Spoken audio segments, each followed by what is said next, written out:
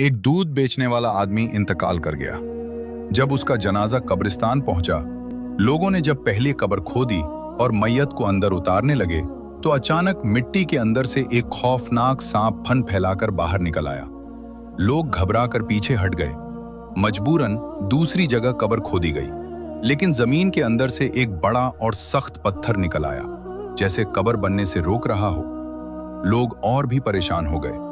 फिर तीसरी मर्तबा कोशिश की गई। इस दफा मंजर और भी दहशतनाक था।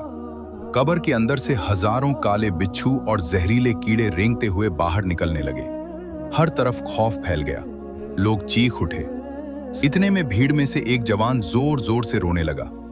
वो उस दूध वाले का शागिर्द था।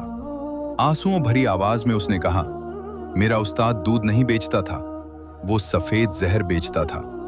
उसके मिलावट शुदा दूध की वजह से हमारे मोहल्ले के कई मासूम बच्चों की जान चली गई थी।